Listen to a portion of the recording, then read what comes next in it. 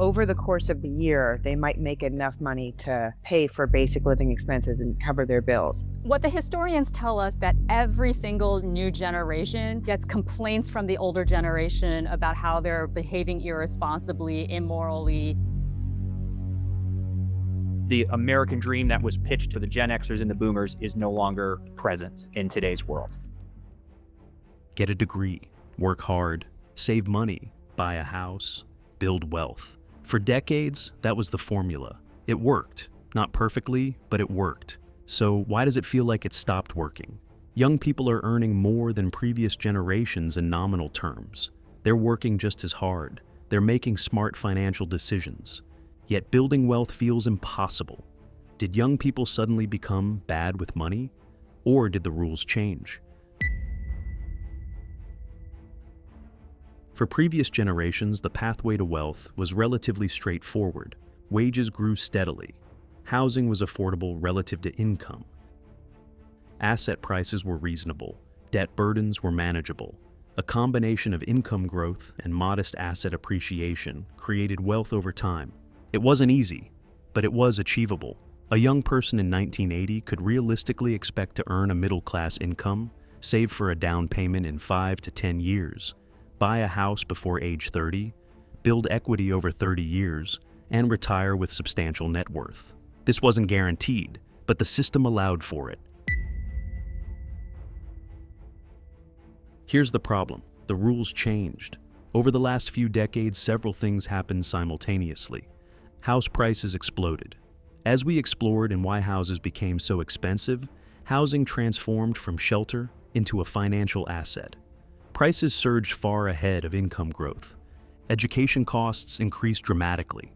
A college degree that cost $5,000 in 1980 now costs $100,000 or more.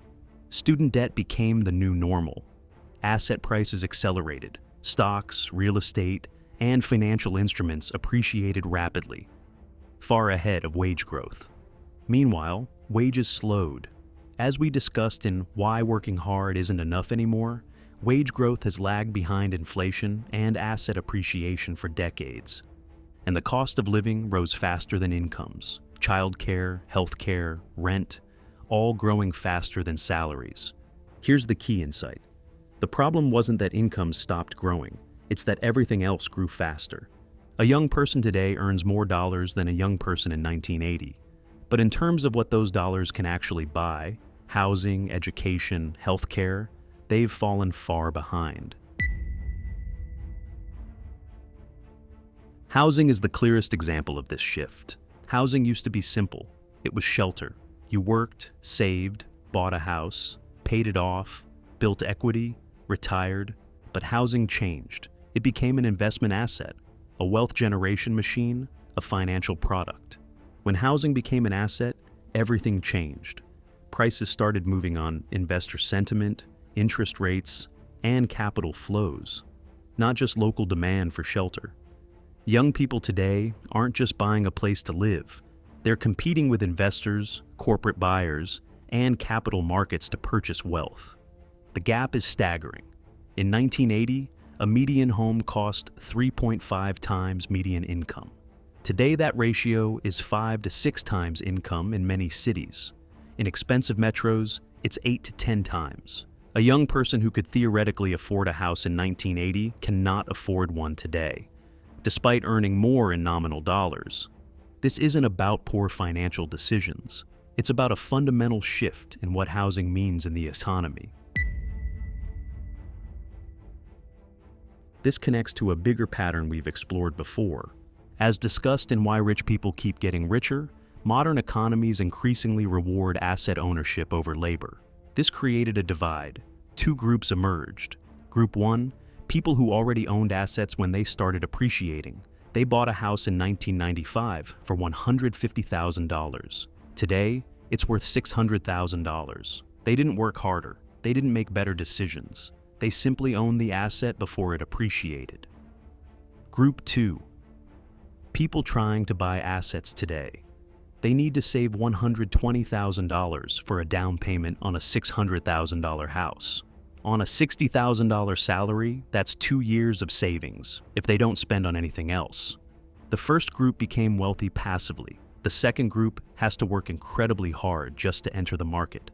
This gap compounds over time. Asset owners accumulate wealth exponentially. Non-owners accumulate it linearly, if at all. Young people today are almost exclusively in Group 2. Most cannot afford to own assets, so they cannot benefit from asset appreciation. Adding to this pressure is debt and the rising cost of living. Young people today face student debt. The average student loan balance is $30,000 or more. Previous generations rarely carried this burden. They face rent. Housing costs consume 30 to 40% of young people's incomes, leaving little room to save.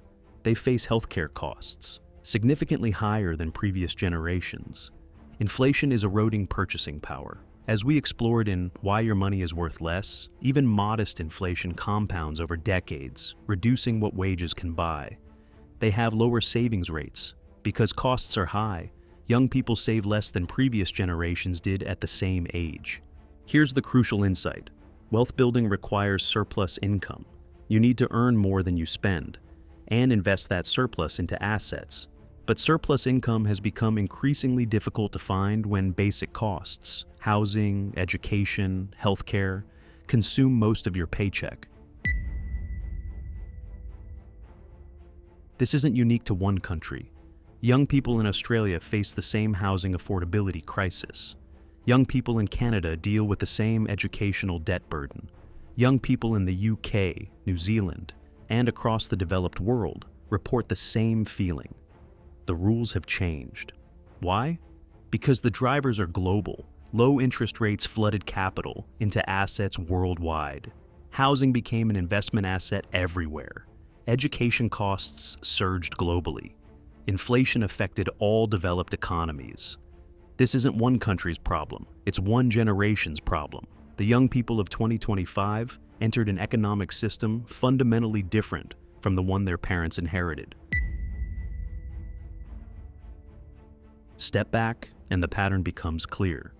As we've explored throughout this channel in Why Every Country Keeps Borrowing More Money, why houses became so expensive, and why rich people keep getting richer, modern economies increasingly reward asset ownership over wages, leverage over savings, and capital appreciation over labor. The system was redesigned, intentionally or not, to favor those who already own assets and can leverage them. Young people entering this system for the first time face a rigged game. The rules that built wealth for previous generations no longer apply. Here's the crucial realization. Young people didn't suddenly become bad with money. The rules changed. Most people simply weren't told. Young people aren't lazy. They aren't financially illiterate. They aren't making worse decisions than previous generations. They entered an economy that plays by very different rules. Rules that reward ownership over work, leverage over savings, and assets over wages. Understanding those rules, how they operate, why they exist, and what they mean for your financial future may be the first step toward building wealth again.